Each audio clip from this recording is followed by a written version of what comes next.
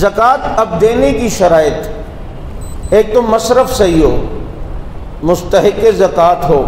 اس کو تلاش کرنا چاہیے، تھوڑی بہت تو اس میں آدمی کو دیکھنا چاہیے، اور کیا کہتے ہیں مستحق ہو اس کو دیں۔ دوسری شرط یہ ہے کہ زکوٰۃ دیتے ہوئے آپ کی نیت بھی زکوٰۃ کی ہو، نیت بھی زکوٰۃ کی ہو۔ پتہ چلا ابھی آپ نے دے دی کسی غریب کو اور گھر جا کے یاد آڑے یار وہ زکوٰۃ ہی کی نیت کر لیتا، چل ابھی زکوٰۃ ہے، نہیں، اب وہ زکوٰۃ میں شمار نہیں ہوگی، دیتے ہوئے زکوٰۃ کی نیت ضروری ہے۔ کیونکہ بہت سے لوگ ہمارے پاس آتے ہیں اور کہتے ہیں حضرت ہم نے کسی غریب کو قرضہ دیا تھا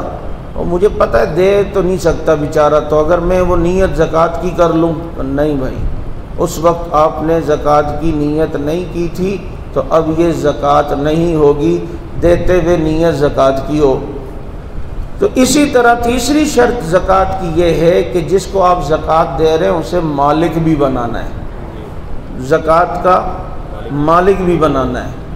اگر آپ نے اسے زکوٰۃ کا مالک نہیں بنایا تو اب جناب یہ زکوٰۃ، مالک سے مراد آپ نے دے دیو کہ بھائی تیری یہ پیسے اب تیری مرضی جہاں بھی خرچ کر، تو آپ نے زکوٰۃ کا اس کو مالک بنا دیا۔ لیکن اگر کوئی مثال کے طور پر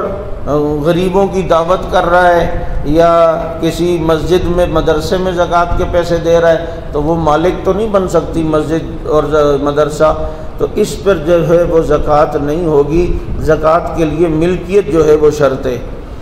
کسی چیز کا عوض نہ ہو، کسی چیز کے بدلے میں نہ ہو مال۔ مثلا آپ کے پاس غریب ملازم ہے، پورا مہینہ اس نے تنخواہ کی کام کیا، اب تنخواہ کی باری آئی تو آپ اسے تنخواہ دے رہے ہیں اور زکوٰۃ کی نیت کر رہے ہیں کہ یار چلو زکوٰۃ کی نیت کر کے تنخواہ دیتا ہوں، نہیں، یہ آپ جو پیسے دے رہے ہیں اس سے کام جو لیا ہے اس کے بدلے میں دے رہے ہیں، تو کسی کام کے بدلے یا عوض میں مال نہ دیا ہوا ہو تو پھر اس پر جو ہے کسی بدلے میں یا عوض میں نہ دیا گیا ہو، اور اگر کسی بدلے اور عوض کے طور پر دیا ہو، اب ایک غریب آدمی سے آپ نے مزدوری کروائی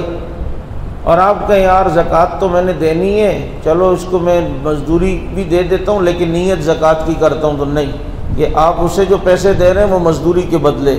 تو مصرف صحیح ہو زکوٰۃ دیتے ہوئے، نیت ہو، تملیک ہو، جس کو آپ دے رہے ہو اسے مالک بنائیں، اور کسی چیز کا عوض نہ ہو۔